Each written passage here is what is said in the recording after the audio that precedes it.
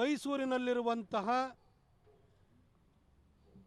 ಕಾಂಗ್ರೆಸ್ಸಿನ ಮುಟ್ಟಾಳ ವಕ್ತಾರ, ಈ ಹಿಂದೆ ಮಹಿಳಾ ಕಾಂಗ್ರೆಸ್ಸಿನ ಅಧ್ಯಕ್ಷೆ ಆಗಿದ್ದಂಥ ಪುಷ್ಪಾ ಅಮರನಾಥ್, ಇಲ್ಲ ಮೈಸೂರಿನಲ್ಲೊಬ್ಬ ಪುಸ್ತಕ ಬರೀತೀನಿ ಅಂತೇಳಿ ನನ್ನ ವಿರುದ್ಧ ಅಪಪ್ರಚಾರ ಮಾಡಿದಾನೆ ಅವನು, ಹಾಗೆ ಆ ಚಿಕ್ಕಬಳ್ಳಾಪುರದಲ್ಲೊಬ್ಬ ಕೂಗು ಮಾರಿದ್ದಾನೆ ಅವನು. ಈ 4 ಜನರ ವಿರುದ್ಧನೂ ಕೂಡ ಕೋರ್ಟಿಗೆ ಹೋಗಿ ಪ್ರೈವೇಟ್ ಕಂಪ್ಲೇಂಟ್ ರಿಜಿಸ್ಟರ್ ಮಾಡಿ 2023ರಿಂದಲೂ ಕೂಡ ಪ್ರಕರಣ ನಡೀತಾ ಇದೆ. ನನ್ನ ವಿರುದ್ಧ ಈ ಮೈಸೂರಿನಲ್ಲಿರುವಂತಹ ಕಾಂಗ್ರೆಸ್ಸಿನ ಮುಟ್ಟಾಳ ವಕ್ತಾರ ನನ್ನ ಬಗ್ಗೆ ಮಾತಾಡೋಂಗಿಲ್ಲ ಅಂತ ಹೈಕೋರ್ಟ್ ಡೈರೆಕ್ಷನ್ ಇದೆ. ಸೋಮವಾರ ಕಂಟೆಂಪ್ಟ್ ಆಫ್ ಕೋರ್ಟಿಗೆ ನಾನು ಮೂವ್ ಮಾಡ್ತಾಯಿದ್ದೀನಿ. ಹೈಕೋರ್ಟ್ ಯಾಕೆಂತ ನನ್ನ ಬಗ್ಗೆ ಮಾತಾಡಬಾರ್ದು, ಏನು ಸ್ಲ್ಯಾಂಡರಸ್ ಆಗಿ ಮಾತಾಡಬಾರ್ದು ಅಂತೇಳಿ ಡೈರೆಕ್ಷನ್ ಕೊಡುತ್ತೆ. ಹೈಕೋರ್ಟಲ್ಲಿ ಎಲ್ಲದನ್ನು ಪರಿಶೀಲನೆ ಮಾಡೇ ಕೊಡಬೇಕು ತಾನೆ. ಕೋರ್ಟಲ್ಲಿ ನಾನು PCR ಮಾಡಿದ್ದೀನಿ, ಟ್ರಯಲ್ ಸ್ಟಾರ್ಟ್ ಆಗಿದೆಯಲ್ವಾ, ಇವ್ರ ಹತ್ರ ಏನಾರು ಇದೆಯಲ್ವಾ, ಹೋಗಿ ಕೊಡಿ ನೀವಲ್ಲಿ. ಕೋರ್ಟ್ ಸ್ಟೇ ಕೊಡೋದು ಒಂದು ಮಾಧ್ಯಮಗಳಿಗೆ ಹೇಳಲಿಕ್ಕೆ ಬಯಸ್ತೇನೆ. ಕೋರ್ಟು ಇಂಜಂಕ್ಷನ್ ಅಂತ ಕೊಟ್ಟರೆ ನಿಮ್ಮ ಹತ್ರ ಸುಳ್ಳಾಗಿ ಆರೋಪವನ್ನು ಮಾಡಬಾರ್ದು, ಆದರೆ ಸಾಕ್ಷ್ಯಗಳಿತ್ತು ಅಂತಂದರೆ ನೀವು ಕೋರ್ಟ್ ಮುಂದೆ ಸಬ್ಮಿಟ್ ಮಾಡ್ಬೋದು. ಮಾಧ್ಯಮಗಳು ಕೂಡ ದಾಖಲೆ ಇತ್ತು ಅಂತಂದರೆ ನೀವು ಪ್ರಕಟ ಮಾಡೋದಕ್ಕೆ ಇಂಜಂಕ್ಷನ್ ಇದ್ರೂ ಕೂಡ ಅಭ್ಯಂತರ ಇಲ್ಲ. ಈ ಸ್ಥಾಯಿಯು ಕೂಡ ಪ್ರತಿನಿತ್ಯನೂ ನನ್ನ ಮೇಲೆ ತರಾವರಿ ಆರೋಪನ ಮಾಡ್ತಾರೆ ಹೊರತು ಸಾಕ್ಷ್ಯ ಯಾಕೆ ಹೇಳಲ್ಲ? ಮೀಡಿಯಾದವ್ರಿಗೆ ಕೂಡ ಕೇಳಿ ಸಾಕ್ಷ್ಯನ. ಜೋಬಲ್ಲಿ ಜೋಬಲ್ಲಿ ಸಾಕ್ಷ್ಯ ಇಟ್ಕೊಂಡ್ರೆ ಅಂದರೆ ಅವ್ರ ಮನೆ ಮಂದಿದು ಏನಾರು ಇದೆಯಾ ಅದರೊಳಗಡೆ? ಹೊರಗಡೆ ಯಾಕೆ ಹೇಳ್ತಿಲ್ಲ? ಅಂಜಿಕೆ ಯಾಕೆ? ನಿಮ್ಮ ಮನೆ ಮಂದಿದು ಯಾರ್ದಾರು ಇತ್ತು ಅಂದರೆ ನೀವು ಹಂಚಬೇಕು, ಅಯ್ಯೋ ನಮ್ಮ ಮನೆಯವ್ರದ್ದೇ ಮರ್ಯಾದೆ ಹೋಗುತ್ತೆ ಅಂತೇಳಿ ಇಟ್ಕೊಂಡು ಆಮೇಲೆ ಕೊಡಪ್ಪ, ಕೋರ್ಟಿಗೆ ಕೊಡು. ಅಲ್ಲಿ ಹೋಗ್ಬಿಟ್ಟು ಕೋರ್ಟಲ್ಲಿ ನಿಮಗೆ ನೋಟಿಸ್ ಮೇಲೆ ನೋಟಿಸ್ ಇಶ್ಯೂ ಮಾಡಿದ್ರು ಹೋಗ್ದಲೆ ಕೊನೆಗೆ ನೀವಿಬ್ಬರೂ ಪುಷ್ಪಾ ಅಮರನಾಥ್ ನೀವು ಇಬ್ಬರೂ ಹೋಗ್ಬಿಟ್ಟು ಬೇಲ್ ತೊಗೊಂಬಂದಿದ್ರಲ್ಲ ಹಾಜರಾಗ್ದಲೆ, ಈಗ ಟ್ರಯಲಿಗೆ ಬಂದಿದ್ರಲ್ಲ, ಹೋಗಿ ಕೋರ್ಟಿಗೆ ಕೊಡಿ. ಕಿಸೆಲ್ಲ ಇಟ್ಕೊಂಡಿರೋದು ಯಾಕೆ ಮೀಡಿಯಾದವ್ರಿಗೆ ಕೊಡಿ? ಸುಮ್ಮನೆ ಪ್ರತಿನಿತ್ಯ ಮಾತಾಡ್ತಾರೆ. ನಾನು ಮಾಧ್ಯಮ ಮಿತ್ರಲ್ಲೂ ಒಂದು ಕೇಳ್ತೀನಿ, 5 ಚುನಾವಣೆ ರೀ, 5 ಚುನಾವಣೆಯಲ್ಲಿ ಮೈಸೂರು ಜನ ಸೋಲಿಸಿದ್ದಾರೆ ಆ ಮುಟ್ಟಾಳನ್ನ. ಅವನ ಮಾತಿಗೆ ಅವನು ಮಾಡೋ ಆರೋಪಕ್ಕೆ ಇವತ್ತರೆಗೂ ನಾನು ಮಾಧ್ಯಮದವ್ರನ್ನ ಕೇಳ್ತೀನಿ, ಇವನು ಜೀವನದಲ್ಲಿ ಯಾವುದಾದ್ರು ಅವನ ಆರೋಪಕ್ಕೆ ಒಂದಾರು ಸಾಕ್ಷ್ಯ ಕೊಟ್ಟಿದ್ದಾನೇನ್ರಿ? ಮತ್ತು ಅವನ ಮಾತು ಕೇಳ್ಕೊಂಡು ನೀವು ಇಲ್ಲಿ ಬರ್ತಿರಲ್ಲ. ನಾನು ಮಾನ್ಯ ಸಿದ್ದರಾಮಯ್ಯ ಸಾಹೇಬರಿಗೆ ನಿಮಗೆ ಅವನ ಮೇಲೆ ಭಾಳ ಪ್ರೀತಿ ಇದೆ. ಯಾಕಂದರೆ ಮೈಸೂರನ್ನ ಗೆಲ್ಲಬೇಕು ಅನ್ನೋ ಉದ್ದೇಶ ಇದ್ದಿದ್ದರೆ ಆ ಡಾಕ್ಟರ್ ವಿಜಯ್ ಕುಮಾರಿಗೋ ಸುಶ್ರುತಿಗೋ ನೀವು ಟಿಕೆಟ್ ಕೊಡ್ತಾಯಿದ್ರಿ. ಇಲ್ಲಿ ನೀವು ಇವನ್ನ ಕೂಗುಮಾರಿಗೆ ಮುಟ್ಟಾಳಂಗೆ ನೀವು ಟಿಕೆಟ್ ಕೊಟ್ರಿ ಅಂತಂದರೆ ಸೋಲಕ್ಕೋಸ್ಕರನೇ ಕೊಟ್ರಿ. ಯಾಕೆಂದರೆ 4 ಚುನಾವಣೆಯಲ್ಲಿ ಸೋಚಿರೋನು 5ನೇ ಚುನಾವಣೆಯಲ್ಲಿ ಜನ ಗೆಲ್ಲಿಸ್ತಾರೇನ್ರಿ? ಅವನಿಗೆ ಕೊಟ್ರಿ ಸರ್. ಕನಿಷ್ಠ ಅವನು ಯಾದವಗಿರಿನಲ್ಲೇ ವಾಸ ಮಾಡ್ತಾನೆ, ಅಲ್ಲಿ ಒಂದು ಕಾರ್ಪೊರೇಷನ್ ಟಿಕೆಟ್ ಕೊಡಿ ಸರ್. ಬೇಗ ಕಾರ್ಪೊರೇಷನ್ ಚುನಾವಣೆನ ನೀವು ಘೋಷಣೆ ಮಾಡಿ ಅವನಿಗೆ ಕಾರ್ಪೊರೇಷನ್ ಟಿಕೆಟ್ ಕೊಡಿ. ಇಲ್ಲ ಗ್ರಾಮ ಪಂಚಾಯತಿ ಚುನಾವಣೆ ಘೋಷಣೆ ಆಗಿದೆ, ಅಲ್ಲಾದರೂ ಕೊಡಿ ಅವನಿಗೆ. ಅದರಲ್ಲೂ ಸೋತಾಗ್ತಾನೆ ಅವನು. ಅವನಿಗೆ ಮೈಸೂರು ಜನ 3 ಕಾಸಿನ ಬೆಲೆನೂ ಕೊಡಲ್ಲ.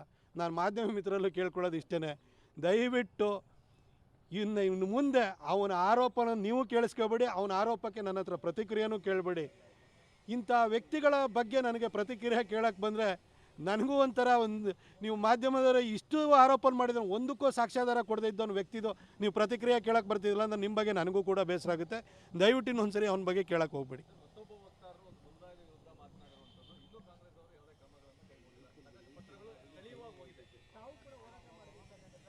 ನೋಡಿ, ಅದು ಒಕ್ಕಲಿಗ ಸಮುದಾಯ ಇರ್ಬೋದು, ವೀರಶೈವ ಸಮುದಾಯ ಇರ್ಬೋದು, ಕುರುಬರು ಇರ್ಬೋದು, ವಿಶ್ವಕರ್ಮರು ಇರ್ಬೋದು, ಗಾಣಿಗರು ಇರ್ಬೋದು, ಕುಂಬಾರ ಇರ್ಬೋದು, SC ಜನಾಂಗದವರು ಇರ್ಬೋದು, ST ಜನಾಂಗದವರು ಇರ್ಬೋದು.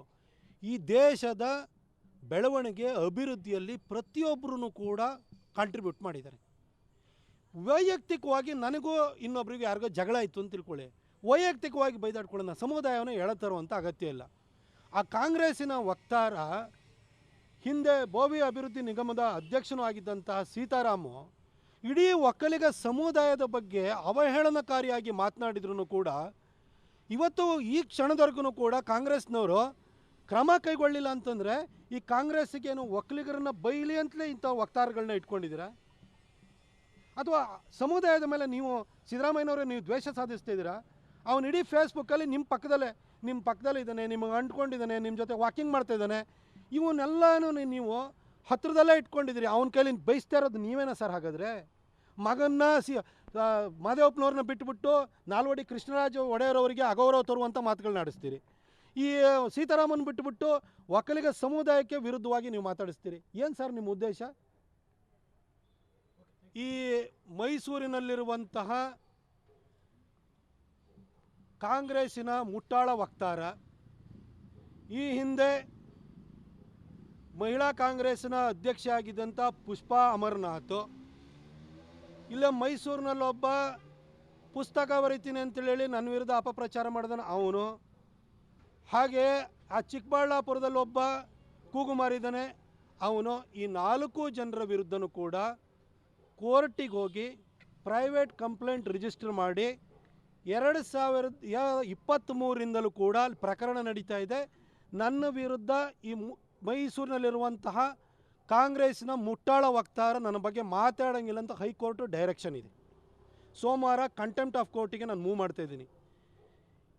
ಹೈಕೋರ್ಟು ಯಾಕೆಂತ ನನ್ನ ಬಗ್ಗೆ ಮಾತಾಡಬಾರ್ದು, ಏನು ಸ್ಲ್ಯಾಂಡರಸ್ ಆಗಿ ಮಾತಾಡಬಾರ್ದು ಅಂತೇಳಿ ಡೈರೆಕ್ಷನ್ ಕೊಡುತ್ತೆ. ಹೈಕೋರ್ಟಲ್ಲಿ ಎಲ್ಲದನ್ನು ಪರಿಶೀಲನೆ ಮಾಡೇ ಕೊಡಬೇಕು ತಾನೆ. ಕೋರ್ಟಲ್ಲಿ ನಾನು PCR ಮಾಡಿದ್ದೀನಿ, ಟ್ರಯಲ್ ಸ್ಟಾರ್ಟ್ ಆಗಿದೆಯಲ್ವಾ, ಇವ್ರ ಹತ್ರ ಏನಾರು ಇದೆಯಲ್ವಾ, ಹೋಗಿ ಕೊಡಿ ನೀವಲ್ಲಿ.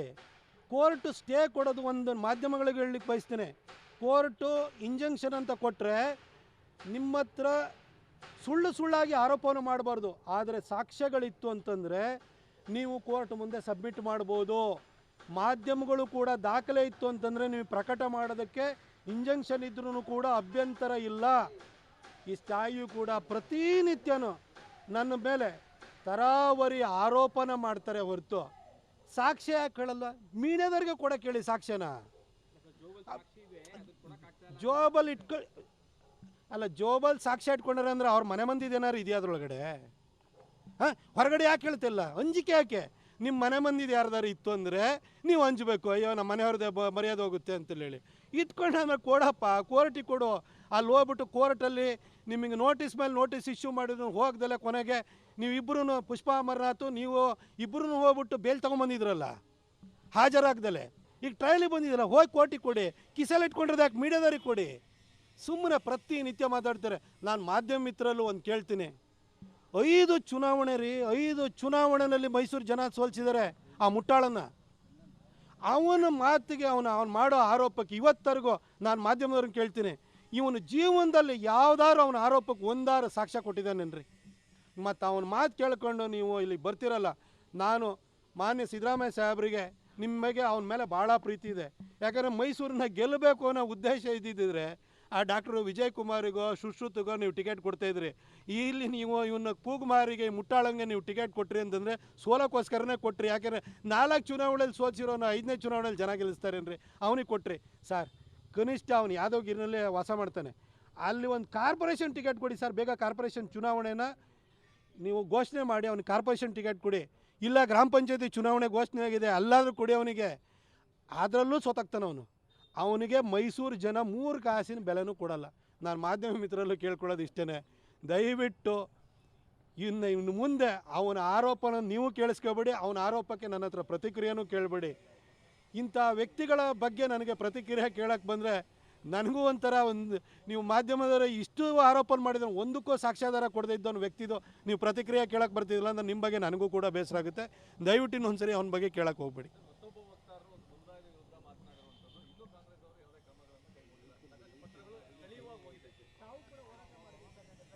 ನೋಡಿ, ಅದು ಒಕ್ಕಲಿಗ ಸಮುದಾಯ ಇರ್ಬೋದು, ವೀರಶೈವ ಸಮುದಾಯ ಇರ್ಬೋದು, ಕುರುಬರು ಇರ್ಬೋದು, ವಿಶ್ವಕರ್ಮರು ಇರ್ಬೋದು, ಗಾಣಿಗರು ಇರ್ಬೋದು, ಕುಂಬಾರ ಇರ್ಬೋದು, SC ಜನಾಂಗದವರು ಇರ್ಬೋದು, ST ಜನಾಂಗದವರು ಇರ್ಬೋದು, ಈ ದೇಶದ ಬೆಳವಣಿಗೆ ಅಭಿವೃದ್ಧಿಯಲ್ಲಿ ಪ್ರತಿಯೊಬ್ಬರೂ ಕೂಡ ಕಾಂಟ್ರಿಬ್ಯೂಟ್ ಮಾಡಿದ್ದಾರೆ.